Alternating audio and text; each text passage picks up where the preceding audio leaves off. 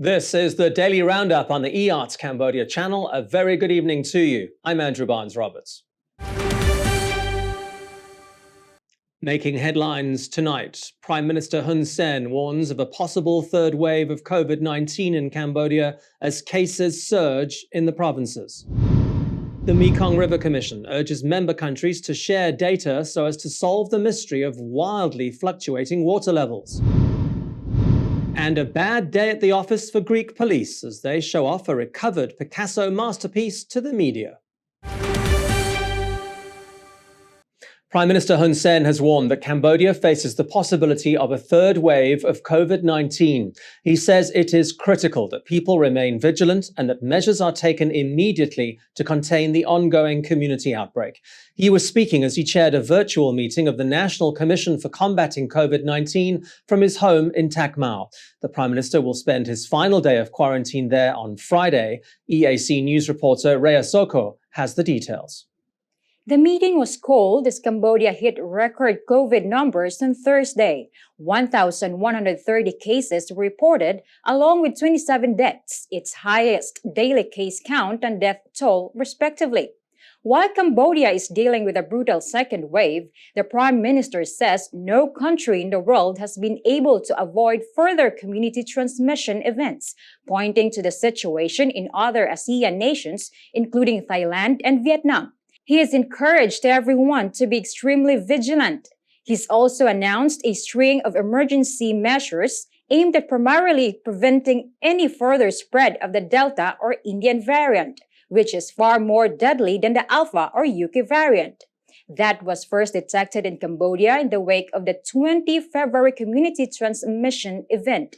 With immediate effect, all new arrivals in Cambodia, either by land, air, or sea, are to be tested for the Delta variant. Quarantine for Delta variant-related arrivals will be extended to 21 days. Delta variant patients are to be treated at separate facilities. Only essential travel is now permitted to Vietnam, Thailand, and Laos, and all of Cambodia's available rapid test kits are to be sent to border provinces and all other points of arrival. The Prime Minister expressed frustration with the country's health ministry, saying it must get out of what he called its conservative mindset and give the country's provinces what they need. They've been asking for more rapid test kits, but the ministry has been reluctant to send them, even though Cambodia has over 1.1 million rapid test kits, with a further million on the way.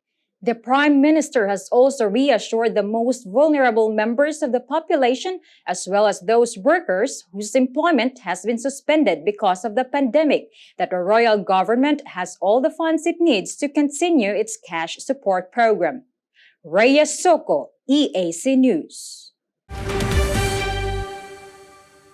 Cambodia's provinces, most especially those along the borders, are now on the front line of the country's fight against COVID-19. Most are reporting double-digit growth in their cases and are the reason the country's total COVID case count is suddenly at record highs. While Stung Treng reported a total of 10 cases overnight, Udomenche reported 75. All were detected using rapid test kits and all were returning workers from Thailand.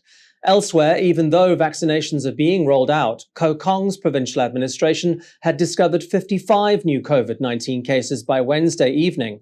Prey Veng recorded 70, Siem Reap reported 50. There were 92 new cases announced by the Kampot provincial administration on Wednesday evening, 65 by Ban Tie Menche, 59 by Kampong Cham, 41 by Kampong Tom, and 38 by Tabong Kamum. The good news is that vaccinations continue to roll out quickly, and a further 5 million doses of vaccines will arrive from China this month.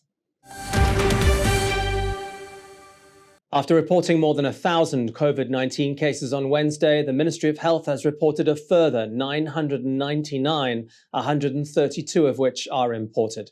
Cambodia has also reported its second highest daily death toll at 26, one shy of Wednesday's 27. These take the country's total death toll to 628. Cambodia's total COVID-19 case tally now stands at 51,384. It has successfully treated 44,858 patients since the pandemic reached the country, with 715 patients having been discharged in the past 24 hours. The Mekong River Commission is encouraging member states to share more information. It says this is vital if water resource management in the lower Mekong Basin is to be improved and if recent changes in water levels are to be understood, most especially with regards to the annual reversal of the Tonle Sap. EAC News reporter Reo Soko has the story. The Mekong River Commission says the river has shown an abnormal rising and falling this year. The report evaluates hydrometeorological conditions during the 2020 to 2021 dry season spanning from November until May. It shows fluctuations in water levels in the upper reaches of the Mekong in Laos and Thailand, as well as low water volumes in the Tonle Sap Lake. It has also shown that the middle part of the Mekong reached its highest level in 18 years in April and May of this year, but that this did not lead to a significant increase in the flow of the river as a whole. MRC Secretariat Mr. Anpik Hatda says that because of this, member countries including China should notify any planned major changes in their hydropower operations. He says this is an important step to gain a deeper understanding as to why the Mekong is fluctuating so much. Reyes Soko, EAC News. I'll take you through sport and lifestyle after the break.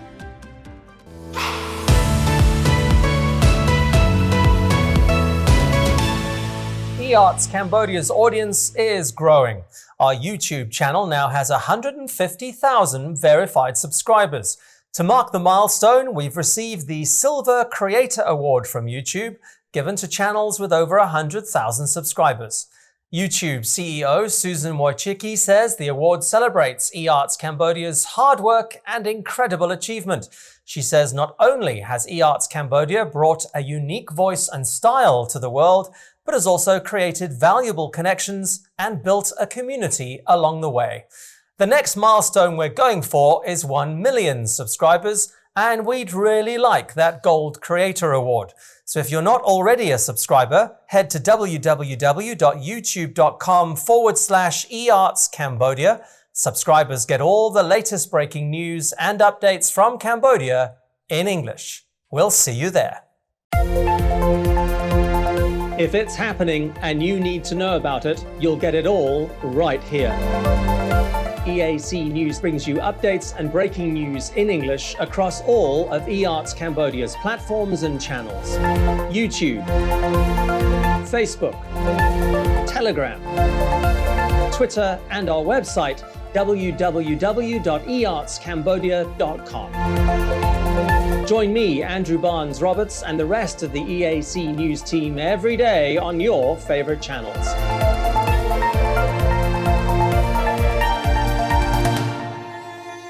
EAC News, Cambodia made clear.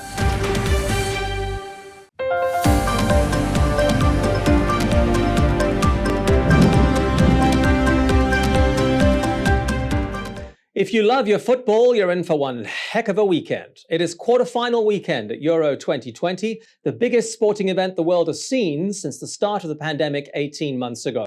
8 of Europe's finest teams are all in action, bidding for a berth in the final, which will be played at London's Wembley Stadium on Sunday, the 11th of July.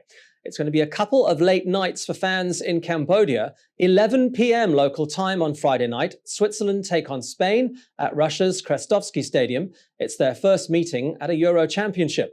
At 2 a.m. Saturday, Belgium will face Italy at the Allianz Arena in Munich. 11 p.m. on Saturday, the Czech Republic take on Denmark at the Baku Olympic Stadium in Azerbaijan. And then it's the match the bookies have their eyes on. England against Ukraine. 2 a.m. on Sunday local time at Rome's Stadio Olimpico. If you have a football fan in your home, prepare for a very long weekend.